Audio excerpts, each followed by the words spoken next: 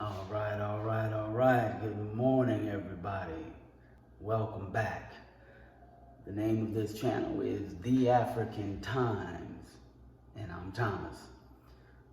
Habariza Sabui, Habariza Mchana, Habariza Gioni, brothers and sisters all over the world. Good morning, good afternoon, and good evening, brothers and sisters all over the world. And yes, I am talking to each and every one of you all over the world. All right. I'm back. This is an episode of The Rise and Shine. Good morning to you. It's early, not too early, not like it has been. Roughly about 7:30 or Samoja na nusu, Swahili for 7:30. Samoja na nusu asubuhi. Okay, this is what I'm going to talk to you about. I'm back from the police station, okay, and just tell you a little bit about that experience. You know, coming from W land and W world, it's a little different experience. So I'm going to have a cup of coffee, and while I talk to you a little bit about that experience, it's a little bit different. I've been to police station in America, where I'm from. And when I say where I'm from, it's just where my mother had me, where I came out of my mother's body, and I didn't have anything to do with it. I just was born there, come into this world, was already here functioning, and she had the same experience I had. She was born in her mother, and she came out, and she was there. And so then we had to deal with those circumstances as they were. So I'm taking that time to explain that to you because we have somewhat of a problem as people that we're dealing with that, you know, affected me when I was in the police station and dealing with the police and all that. First, let me get this cup. I had the cup here. Let me go over there and get it because I want to make the coffee and I want to be able to talk to you comfortably. And need a good cup of African bean coffee. Anything African made, as long as the Africans made, because I know it's got to be good because they have good intentions. The African people in my life, I don't have any problem with saying it. I don't care who disagrees with, who doesn't like it. I don't care. I know I have a life experience just like you. And most of the good brothers and sisters that I've met in my life, most of them, and when I mean most, just happy people trying to live in peace and be happy. Just want to live and be happy. They don't want to bother nobody. They don't want nobody bothering them. They just want to live and be happy. So those are the people I know if they were in charge of making products and services without being affected by people who don't look like me and you, who have a different agenda and don't want to see us excel.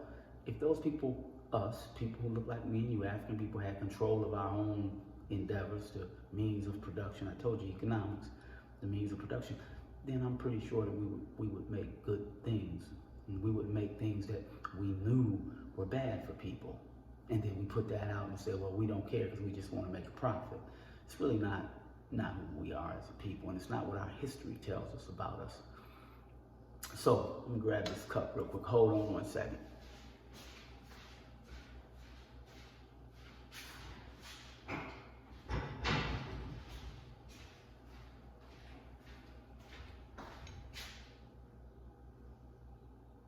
Black cup,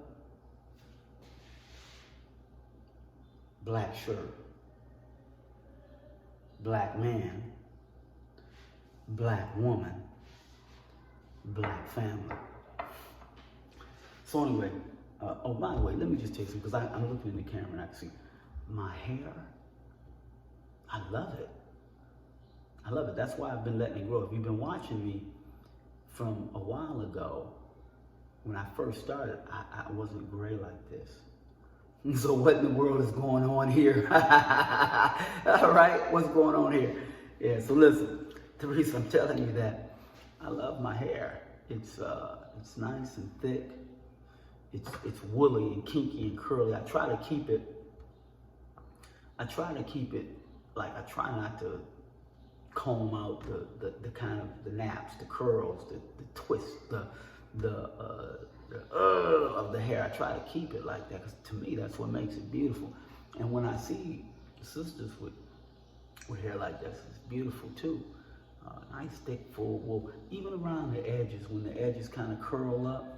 You know, when I was younger, they had this whole little Prince situation and Michael Jackson situation. Even coming off the '60s, everybody was pressing their hair, making it look straight like the W's. And thank God, as men, we kind of grew out of that, and it just became. I knew it probably was something that men couldn't keep up. It's just, as a man, you know, at least me, and I think many of the brothers I came, nobody had time to be sitting there, you know, as a man pressing out your hair. Anyway, who had time for that? I don't have time for that. And then you look at it. It's incredible. I wish you could see it in person. I remember my mother told me that. She told me that, and I'm getting back to the police station, I'm sorry. My mother told me that when I was younger, she told me that I had terrible hair. She said, your hair is just like mine, boy. I'm sorry, you got it just like mine. And she said my hair was terrible. And so I grew up thinking all the time that my hair was bad. And so I went through the stages of pressing and curling. She would do it for me. Blowouts, we called them back then. And then it got with the Jerry curl, you know, throwing some chemical in there, and rolling it up, sitting under the dryer. You know, very, very odd things to me. Like, I'm a dude, man. I'm a dude. I really don't want to sit down there and do that for a long period of time. So then it got, okay, well, you know, you shave your hair off and keep it cut, and then you just put a little texturizer in it to kind of make it, give it a soft thing, make the edges look smooth and all that. And then I got to a point where, I just liked my hair. Okay, forget all that, just give me a nice good cut. And then when I first came here, I was wearing it all cut off, completely cut off. And many of us do that. I thought I was going bald. Actually had a spot back there. But there was no spot. All it was is the way my head is shaped. I was cutting my hair in that area, trying to get this kind of look, which I already had the look. I didn't have to cut my hair that way. It would just grow that way. So now that I'm letting my hair just be natural, do what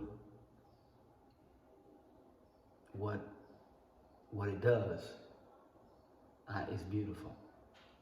It's beautiful.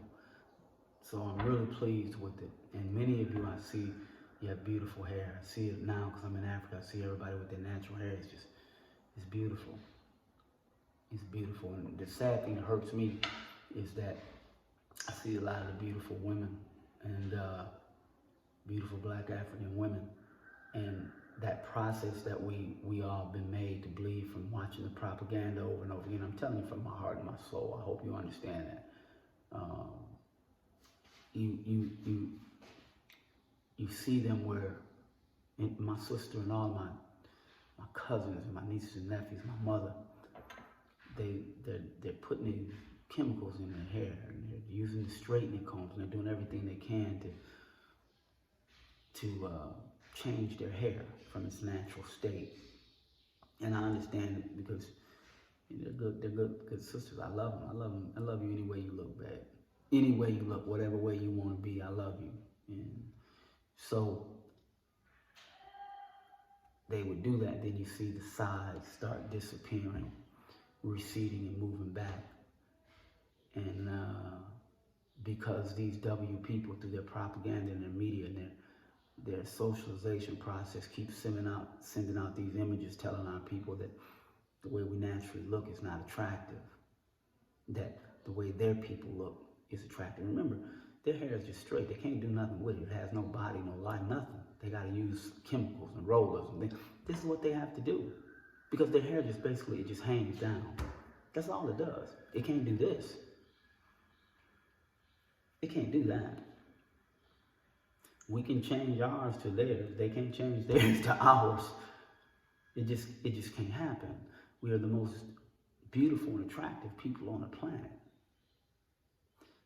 And that God-given natural gift is one that lasts even after we die and they put us in a coffin, we still look good. Do you understand me? It's a living testament to the world of how beautiful and special and unique and precious the black people are. My daughter told me, I think I told you guys in a video not too long ago, my daughter told me that she wanted her hair like that. And, gotta go through some serious talking with her, because she's strong. My daughter's strong. So is my son, he's strong. So they understand. So I'm gonna work on them on that. But now back to the police. Yeah, now the reason I kind of got off into that, the police station visit, it was okay. It wasn't bad. Like I said, I've been to the police station in America. In America, a police visit, you're uncomfortable because you don't know what these people gonna do. You go in there, you never come out. You know that there is no real effort, in my experience. I'm not really sure there's an effort for fairness. I remember going to traffic for a traffic violation, and the demographics of the area was that it was predominantly, I told you where I grew up, was predominantly W's. And so when I went there, I counted because I was surprised to see what I saw. I saw all people that looked like me. There were like 98 of them. There were two that weren't. I think there was a person of Arabic persuasion, and then there was I think a Mexican person, maybe Mexican or Hispanic background. Okay, and judge, W, bailiff, W, all the people, W. But all of us were in there to pay a fine, or did you go through the ticket and all that. So I'm saying all that to you to say that here it wasn't that way. You're going in there, they're all brothers and sisters, and I had to talk to the brother. We talked very briefly, and I think it was because I had a friend here from Tanzania who was speaking on my behalf, who had enough social and political clout that he could contact the station, the police station, and talk to the people on my behalf about the situation. And so my conversation with them was very brief, and we made some arrangements to have a greater discussion later. So you see, it really, in that instance, it wasn't that bad. Now, that's not to say that all encounters are like that. Everybody has different encounters. I've seen on the internet where some people have some different encounters. Hold on, I have to grab a spoon.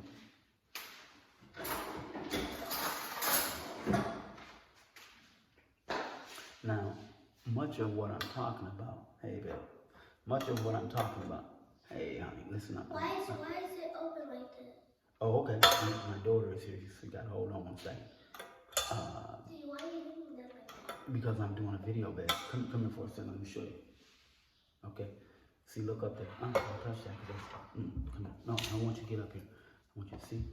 You can't get up, but just see, I'm doing a video. So you gotta let me finish. I'm gonna make this, and then I'm gonna bring you, Thomas, some Juicy, okay? Good healthy Juicy. Okay, thank you. All right. Babe. Come down. Come down. Go back up there and wait for me to bring the Juicy. I'm gonna bring it after I make my coffee, okay? All right. Okay, but I was thinking you were mom. No, Mama's in there working, so let Mama work. I told you I'm gonna bring some Juicy, then I'm gonna make you guys some breakfast, okay? No, you can just bring the breakfast first, then you can bring the juice. Oh, okay, babe.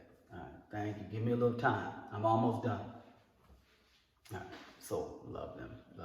That's a beautiful experience for me. I didn't have that experience. I thought I might go through my life without having that, but thank God that I was able to have it.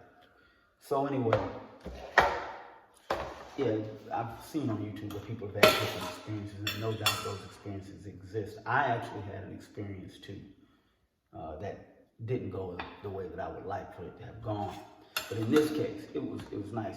And now the point that I was making, the reason I brought up all that other stuff about the differences in people is we have a problem here that showed itself in that police station, and also in my interactions with officials or just people in general from all levels of the society here where I am in Tanzania. And that is,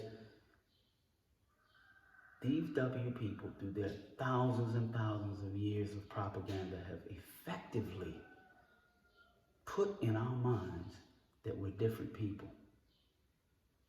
And many of you, even when I left America, so it's just not here, but when I left America, there are many, many black people that I met. Black people tell you they're not African. I'm not no African. Now, that problem is here. And it's affecting my life here. And if you come, it's going to affect your life. Now, that's not to say it's not worth coming. No, you got the same problem over there.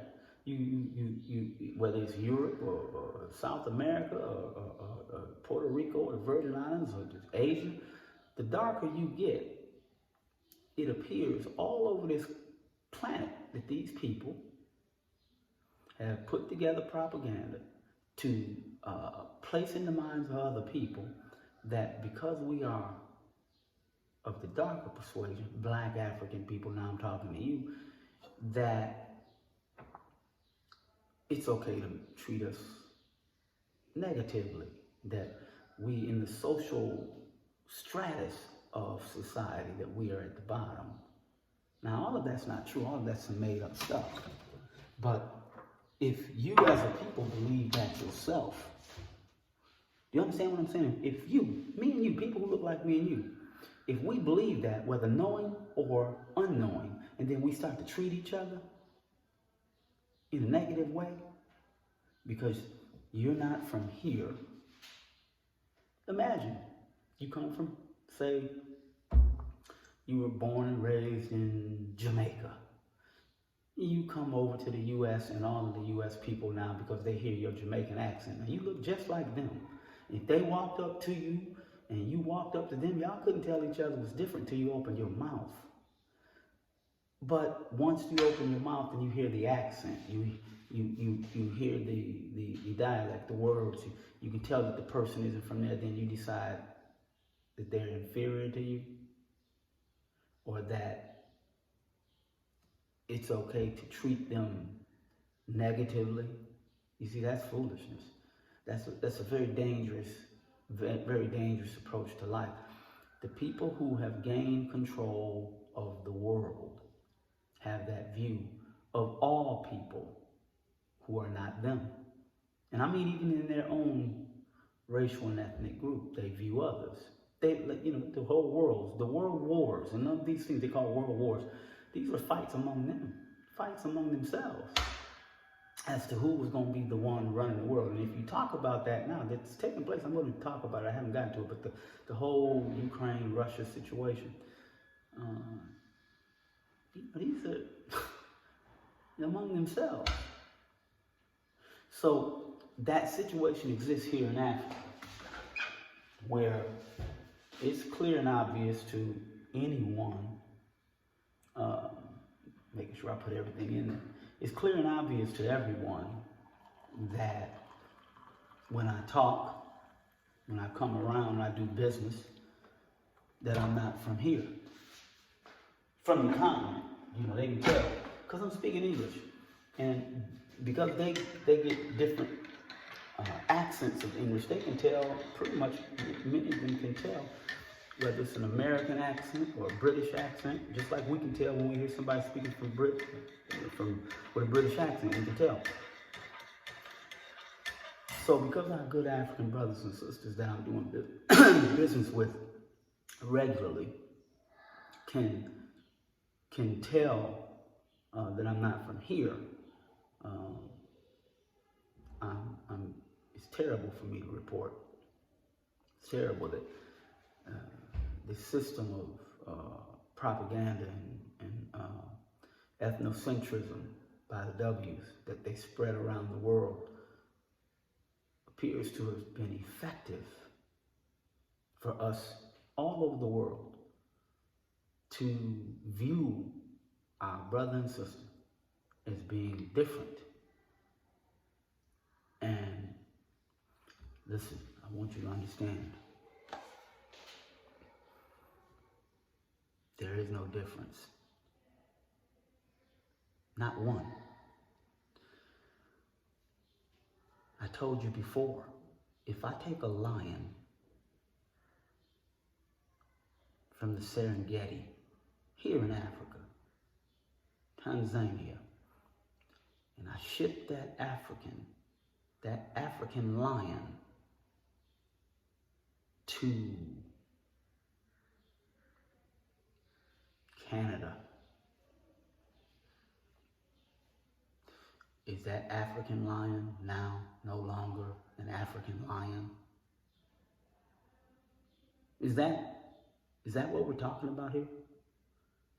So after that African lion had some cubs and they were born in Canada, in the Canada soil, in the Canada zoo,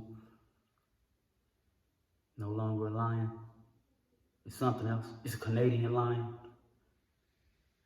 And then as it tries to mate with other lions, it's supposed to say, no, I can't mate with you. I can't mate with you because I'm only looking for a Canadian lion. All right. Now, do you see the foolishness of that? Thousands, millions of years, people have traveled all over this globe in whatever form or method they've done. You see it happening now. Don't confuse yourself. I'm here. I'm here. I wasn't here 10 years ago. I'm in Africa now. I was in North America. And the means that I used to get here was by plane. Whatever means they used millions of years ago, thousands of years ago, hundreds of years ago. People have been traveling around this globe from the beginning of time. So where they end up, maybe they come back, maybe they don't. That does not mean that they are different people. And again, appears to be, from what I can see, living and looking at research and hearing, and just not physically coming. The largest population of people that look like me and you, they're here. I don't care what the name is. It makes no difference. We already know the W's have done so many different things to distort history and to distort information, to put information together in such a way that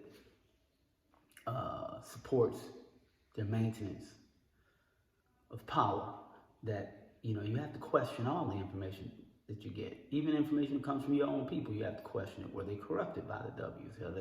Are they in line with the W's? Are they participating in the W's, thinking that they're trying to do the right thing because they think the W way is the right way, and so forth and so on? Okay, my point here, again, is that one people, I don't care where you are, we're one people. But because here, the W's have been effective in convincing us that we're different people. Now, I'm not talking about if you're from one part of Africa, the northern part, central, south, east, west. Understand, and I'm going to prove it to you. You're still one people. You're still one people. Don't allow somebody to divide us in such a way that dilutes our strength, so that then whenever they're good and ready, they can come and pick us off one by one. All right? And this is what we're talking about here. This is what's happening. So my experience there was a little impacted by that. one of the things that I'm noticing here is that there's a reluctance to believe. Now, it's kind of interesting because there's a reluctance to believe when I come and I say, hey, look, this happened to me. Okay.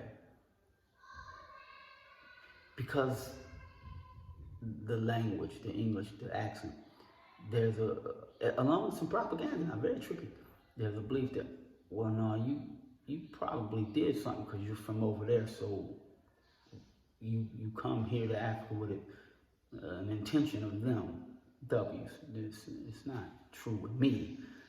There may be some others. I've run into them here, and I'm going to tell you about that situation too. But here, no, it's not the case. It's kind of like, not that this is correct, meaning the presumption of innocence. You are innocent until proven guilty. Generally, this is how they use these things. That's a good thing. You should generally try to ascertain as much information as you can before you come to a conclusion about a situation. And you should try to be as open-minded and objective as you can on both sides. Okay. But if you believe that we're different, then you may be biased and partial in your initial observations. You may be unable to set that presumptive ideology, that presumptive thought and opinion about a person. You may be unable to set that to a side, and that'll affect your judgment. And so I've experienced some of that. But it was still way better than the W's, because now we're just talking about some brothers and sisters trying to sort some things out, and not in a hostile way. I wasn't worried about my life being in jeopardy. Just want to get it cleared up and then, move on so I can get back to the business that I'm trying to do.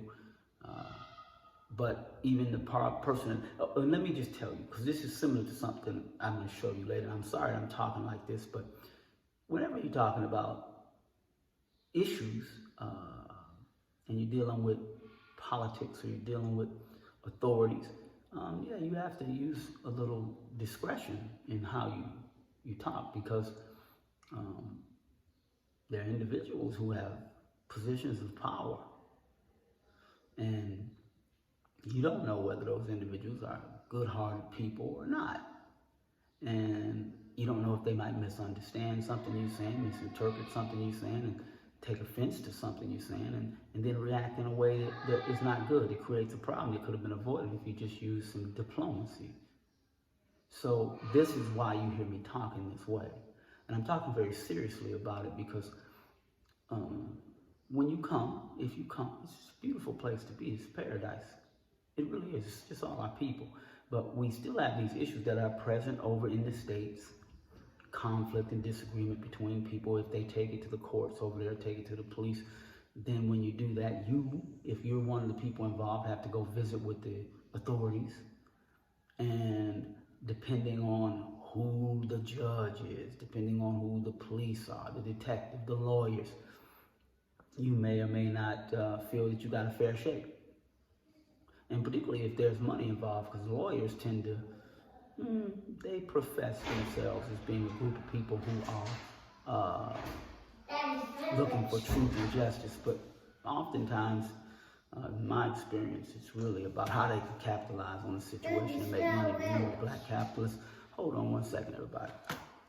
Okay, let me finish. I gotta finish that. I'll just take a peek. No, not in there. Let me finish, because see, then that covers the thing. Let me finish. All right, I'm coming. You go back up there. Let me finish. I'm going to. Hold on one second. Let me finish the video, and I'll come back up. Go ahead and let me finish. I know she wants me to leave the video, make her sound right now.